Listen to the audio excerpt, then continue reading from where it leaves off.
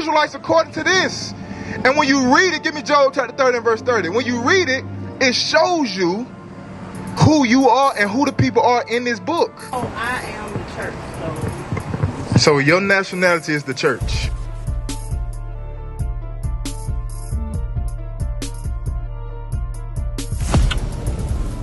My God, I can't believe it. Put on the screen! You said that you've seen us before. And when you seen us before, you pulled up, you said, hey, give us that good word, brother.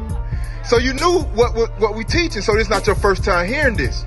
So my question is to you, what is your nationality and what do you fellowship at?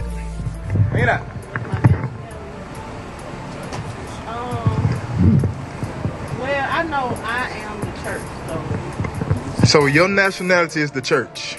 I carry it anyway. Okay, so your nationality, when you got the job that you got, Miss Felicia, Mr. Eddie, Mr. Phil, what do y'all put on that paperwork to say, my demographic, my ethnicity is this?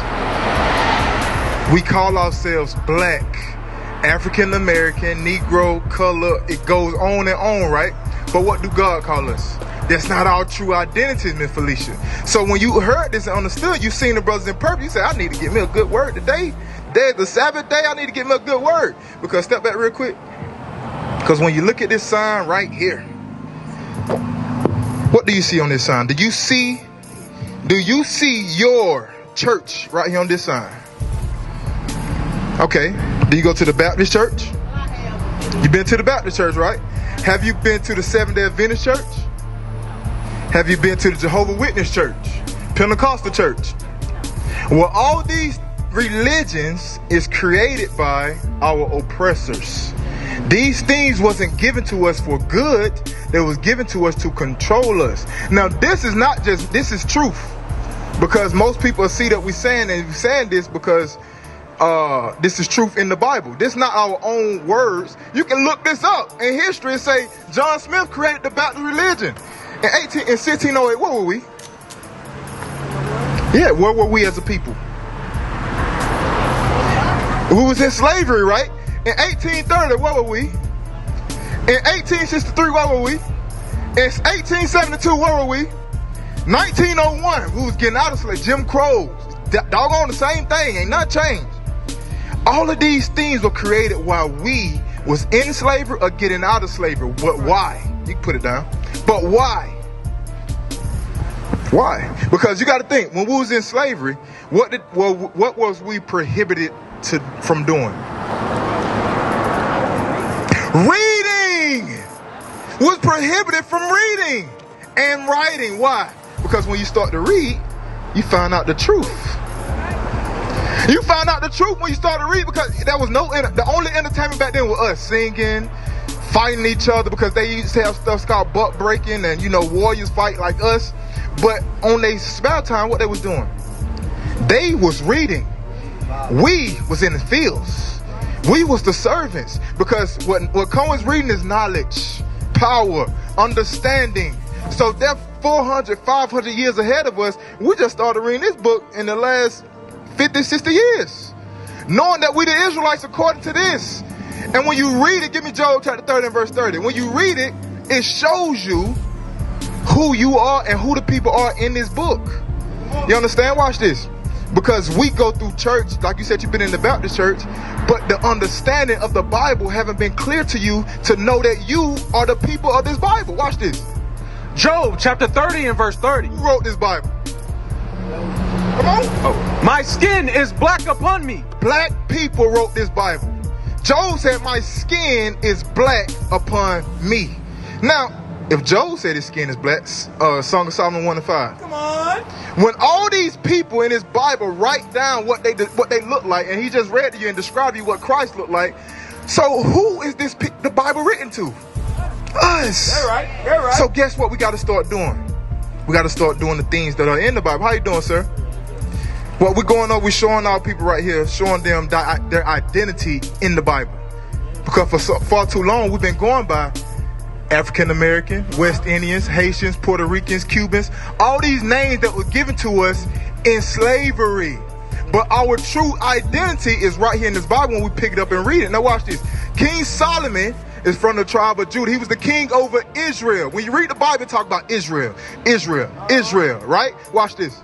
Song of Solomon, chapter 1 and verse 5. The king of Israel. I am black. What did he say? I am black. King Solomon said, I am black. You can't get around that. You know what I'm saying? Because when you Google King Solomon today on Google right now, what color come up? What it'll look like? White. And you know what? The depiction was put there for a false identity so that we will see that and be like, you know what? This Bible is about white people.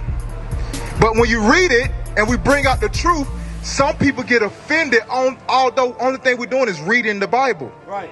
You understand? Give me Psalm 119 and verse 142. Because what was given to us, the so-called African American, blacks, Hispanics, and Native Indians, what was given to us as the Israelites is this right here. Watch this. Psalms chapter 119 and verse 142. Thy righteousness is an everlasting righteousness. In thy law. Thy what? In thy law is the truth. God's laws was given to us as his chosen people. You understand? So when we receive God's laws, what we supposed to do with them? Obey. We supposed to obey his laws and do his laws, right? So are we doing God's laws today as his chosen people? So what happened? Give me Deuteronomy 28 verse 15. So what happens when we don't do God's laws? What's your name, sir? I didn't get your name. Mr. Nathaniel. You're the councilman right here in Washington, right? And what we're doing right now, from what you see, what we're doing, we're showing you truth right here in the Bible, because you're a Bible-believing man, right? We're Bible-believing people. In our soul, innately, we know that we're connected to God somehow, but there's a disconnect there. The disconnect is we don't identify with the words in this book. We don't identify with the God that gave us special things to go by. Watch this. Deuteronomy chapter 28 and verse 15. But it shall come to pass, if thou wilt not hearken unto the voice of the Lord thy God. So watch this. He said, it shall come to pass if thou. Who is he speaking to? Which people? Deuteronomy 29 and 1. Let's jump over. Deuteronomy 29 and verse 1. Let me show you who he's speaking to, because we have to get the context.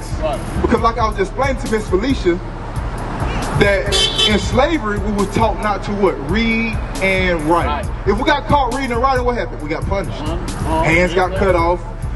You got hung up in the middle of town, beat, tarred and feathered. If you want to learn any kind of knowledge, it had to be from your oppressor. You understand?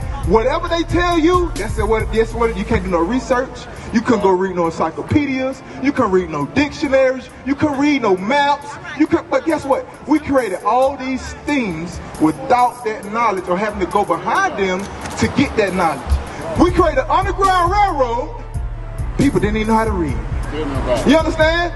We created all these things coming out of slavery to escape our oppressors. Like my brother just said, we created maps from Georgia to Pennsylvania without knowing how to read. We the greatest people on the face of the earth. Watch this, read that. Deuteronomy chapter 29 and verse 1. These are the words of the covenant which the Lord commanded Moses to make with the children of Israel. The words of the covenant God gave to Moses to make with who? To make with the children of Israel. To make with the children of Israel. So the whole fact of the people saying that God came to everybody, my sister, that God spoke to everybody, that's not real. You understand? Who did God speak to right here in this verse? Read again. Deuteronomy 29 and verse 1. These are the words of the covenant which the Lord commanded Moses to make with the children of Israel. Who? With the children of Israel. He said children of Israel. He did not say everybody on the face of the earth. So what we got to understand is, like I was explaining to Mr. Councilman, who are the children of Israel that the Bible is speaking to? Across the earth, the prophets move. From city streets to distant lands, the message is the same. Israel must rise. Through every quest, every journey, the truth spreads. No border can contain it. No distance can silence it. Our nation lives in every moment. In joy, we celebrate marriages. In sorrow, we honor our dead. On the Sabbath, we gather as one. Families rejoicing together, bound by the commandments of God. Yet are we tried? From the stones in Kenya to the hatred in Montana, we endure as a soldier of the Lord. And still, the mission expands.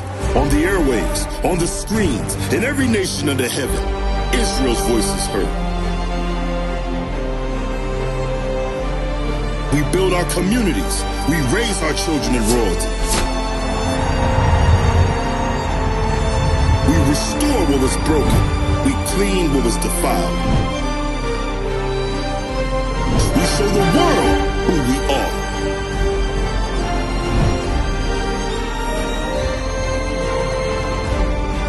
This is Israel united in Christ. Nation in motion. Nation endures.